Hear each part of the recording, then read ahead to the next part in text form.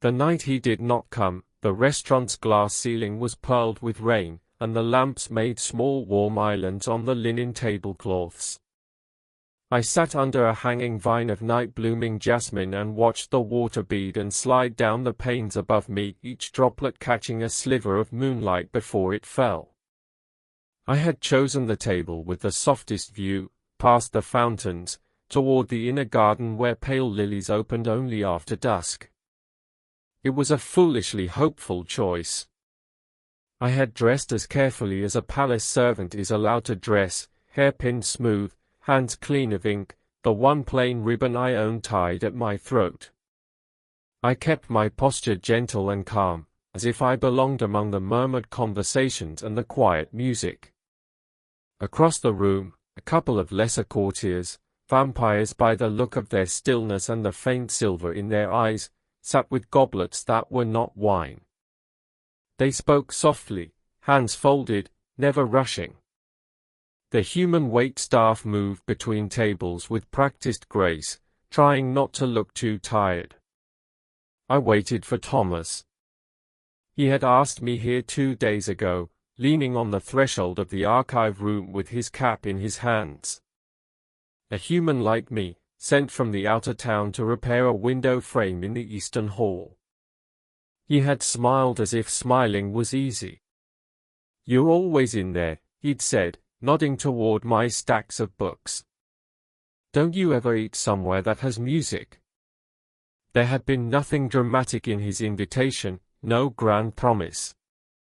But the palace has a way of making small kindnesses feel like lanterns in fog. Now, the music continued without him. Plates arrived at other tables. My water glass sweated on its coaster. Every time the door to the conservatory restaurant opened, my heart made a small, disciplined lift, and then eased back down. It was not heartbreak that stung first. It was humiliation, the quiet kind that makes you check your hands as if you've spilled something and no one has told you. At last I reached for my napkin, intending to fold it neatly and leave before Pity could find a place to sit beside me. That was when the room seemed to hush, not as if people stopped speaking, but as if the air itself remembered an old rule. A shadow crossed the fountain's light. The waitstaff straightened as one. A figure moved through the conservatory with the unhurried certainty of someone who does not need to announce himself. He wore no crown. The palace did not require him to. His cloak was the color of old midnight, and his hair, dark and smooth, caught the lamplight like polished stone. His face was composed in a way that did not invite intimacy, yet it was not cruel. His eyes were pale as watered moonlight. The vampire king did not look around for admiration. He walked as though the world was something he carried quietly, without complaint. And then, with a simplicity that made my throat tighten, he stopped at my table. He pulled out the chair opposite mine and sat at it. No one gasped. No one stared. It was as if the whole room agreed to pretend this was ordinary, because the alternative was to admit they did not understand it. I could not find my voice. My napkin lay half-folded in my lap like a failed attempt at dignity. The king's hands rested on the table, gloved and still. He did not smile. But his gaze, when it met mine, held neither hunger nor mockery. It held distance, yes, but also a kind of careful restraint, as if he knew exactly how fragile a human's pride could be in a place built for immortals. "You were waiting," he said. It was not a question. I swallowed. "Yes, Your Majesty." His eyes shifted, not to the empty chair beside me, there was no empty chair now, but toward the door Thomas had promised to come through. "And the one you waited for has not arrived." Heat rose in my face. I wanted to explain, to defend myself from a judgment he had not spoken. Instead I forced my shoulders down, refusing to shrink. It seems he won't. The king was silent for a moment. The rain continued overhead, patient as time. Then you should not be made to sit alone as if you are an afterthought, he said, and in his voice there was no romance, no flirtation, only the flat honesty of a ruler who had watched centuries of small humiliations pile up like dust in corners. Eat.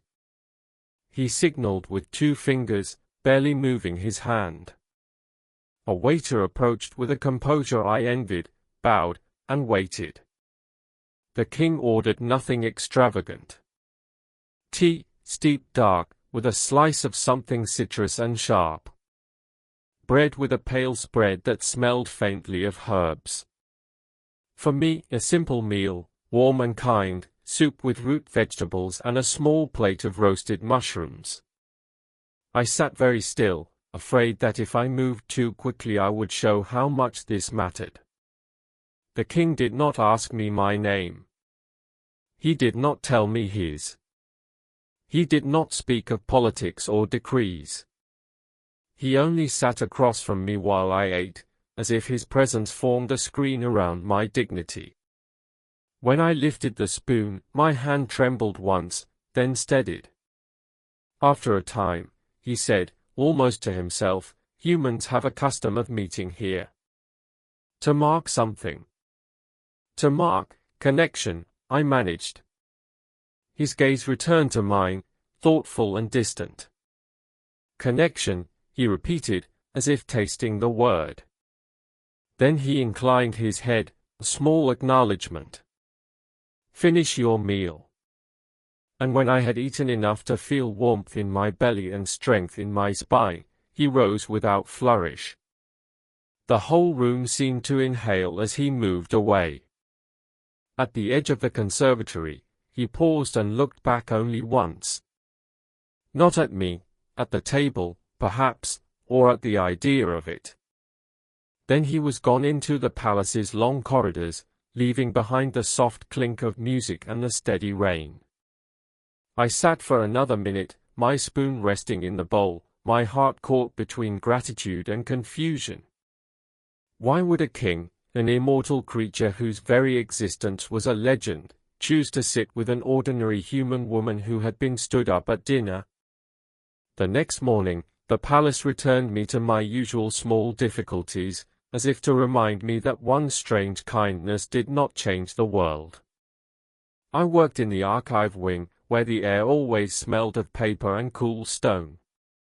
My duties were simple: dust the shelves, copy fragile pages by hand, mend bindings with waxed thread, and keep the catalogue in neat, readable script. I had been hired because I could write without flourishing, because my letters were plain and obedient, because I did not ask to know what I was not meant to know. That day I spilled ink. It was not a dramatic spill, only a dark blot that spread across the corner of a ledger page like a bruise. Still, my stomach clenched hard enough to make me lightheaded. Ink was expensive. Paper even more so. In the palace, where everything lasted centuries, waste felt like a moral failure. I pressed blotting paper down, breathed carefully, and began again on a clean sheet. No one shouted. No one threatened. Yet the shame was its own sharpness. As I worked, I kept thinking of the restaurant, the empty chair that never stayed empty. Thomas's absence, the king's quiet arrival. The memory sat inside me like a pebble in a shoe, small, impossible to ignore. At midday, I took my tray to the servants' kitchen, where Marin the cook always set aside the least bruised fruit for the humans. Marin had silver hair and a blunt kindness that never softened into sentimentality. "You look like you didn't sleep," she said, sliding a cup of broth toward me. "I slept," I lied. Marin watched me the way cooks watch dough, assessing what cannot be hidden. Was it him? I looked down into the broth, watching a thin ring of oil tremble on the surface. He didn't come. She snorted softly, not unkindly. Then you learned something without having to marry it. That made me laugh once, unwillingly. It also made my eyes sting. I thought, I began, and stopped. I didn't know what I had thought. That I might have a life that included being chosen? That I could be more than a name in the servants' roster? Marin set her hand over mine for a brief moment, her palm warm and flour-dusted. Eat. You can think after.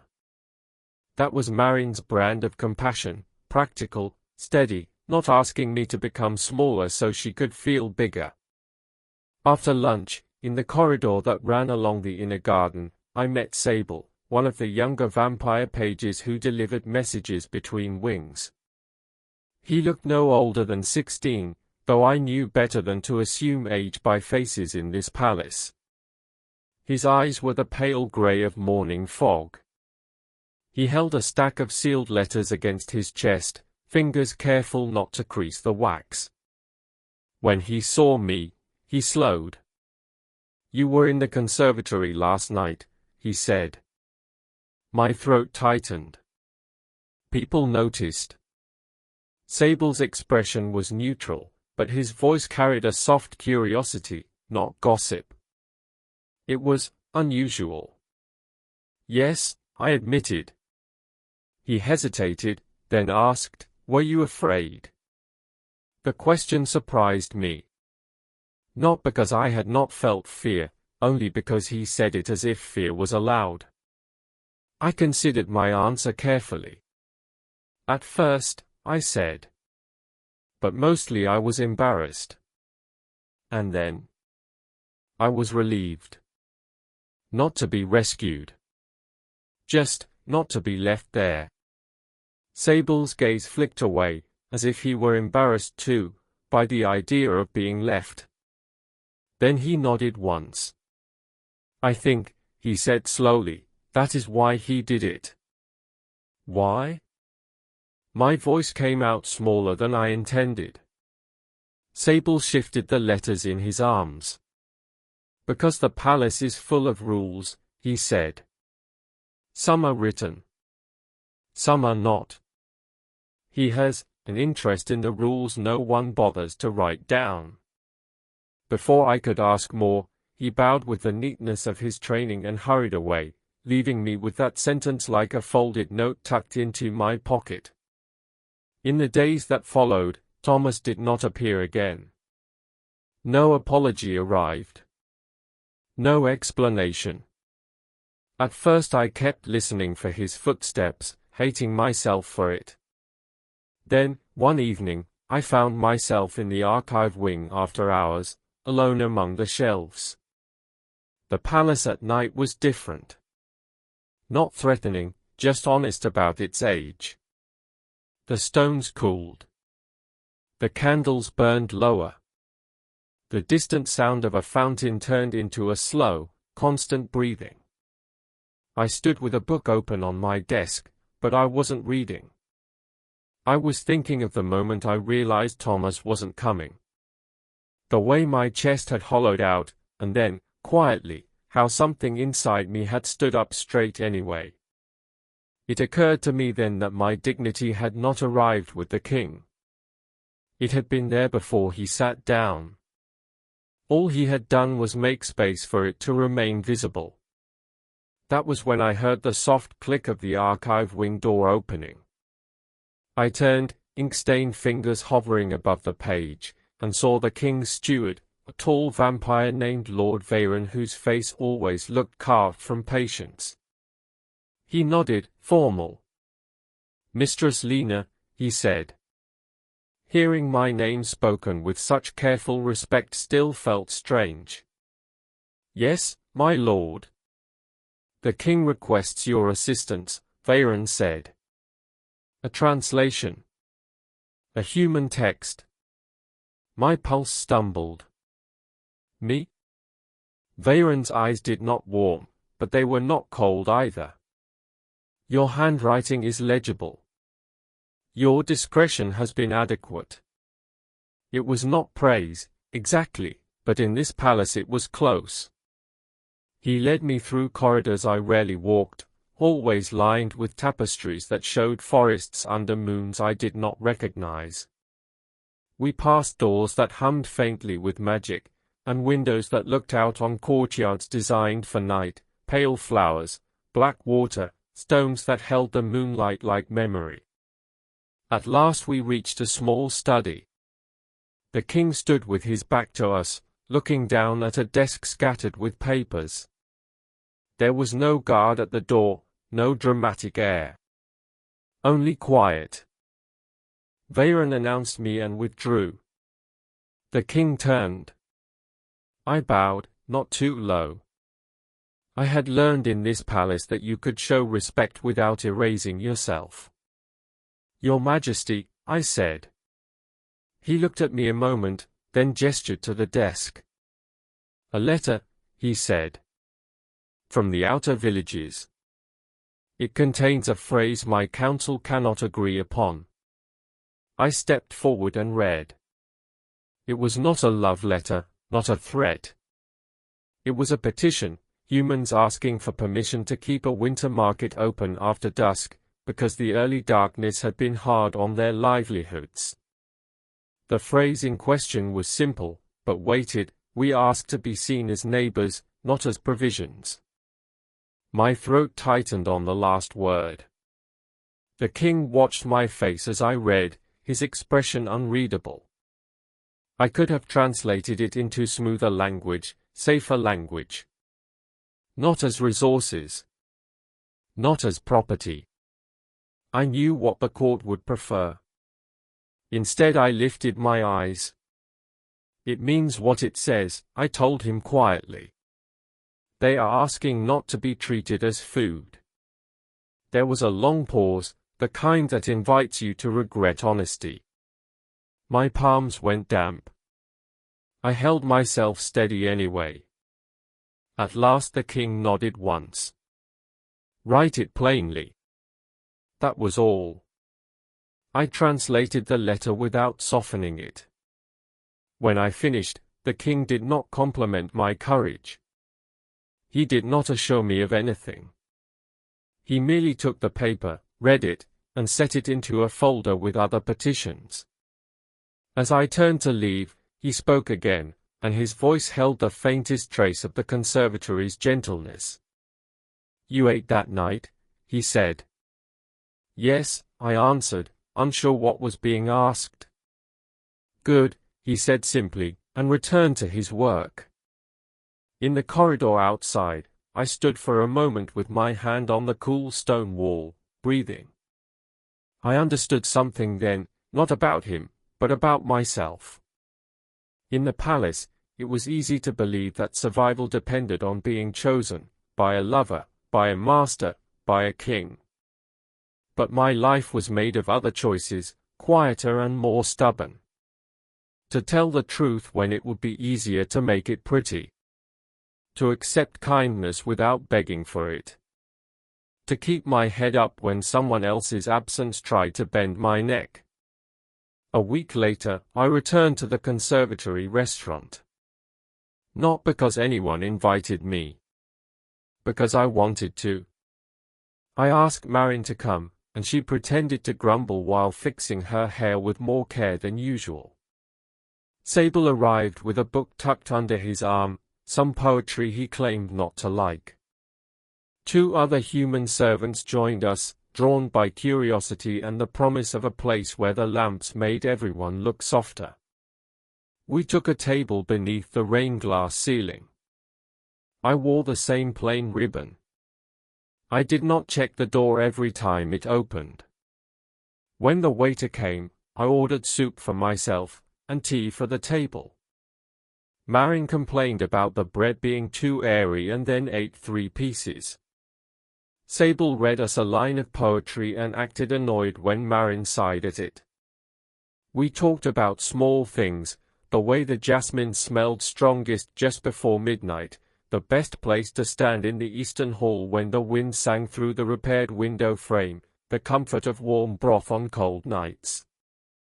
At one point, laughter rose from our table, quiet, brief, real. I felt it in my chest like a loosening knot. Later, as the evening thinned and the rain softened to a mist, the conservatory doors opened again. The room shifted, not with fear, but with awareness. The king walked through, accompanied by no one. He moved toward a table in the far corner, a place half hidden by a tall fern. He did not look for me. He did not need to. But as he passed, his gaze flicked once in our direction, just a glance, like a candle's reflection on dark water. His expression remained composed. He did not nod. I did. Not as a subject desperate for acknowledgement. As a person offering a simple courtesy. For the briefest moment, his eyes held mine. Then he continued on, as distant as ever, and sat alone in the shadowed corner with his tea. The music played. The rain breathed on the glass roof. My friends at the table were still talking, still warm, still here. And I realized that the mystery I had clung to, the question of why a vampire king would take the place of a man who stood me up, did not need an answer to become meaningful. Some kindnesses are not doors to romance or power. Some are simply a hand placed, briefly, against the sinking edge of your day, so you remember you can stand. When I looked down at my bowl, the soup was steaming gently. My hands were steady as I lifted the spoon. I ate with my shoulders relaxed, my pride intact, and the quiet certainty that whatever else the palace held, immortal politics, unspoken rules, moonlit corridors, I could meet it without shrinking. In a place built for creatures who lasted forever, I had learned a human skill that mattered just as much, how to keep showing up for my own life, even when someone else didn't.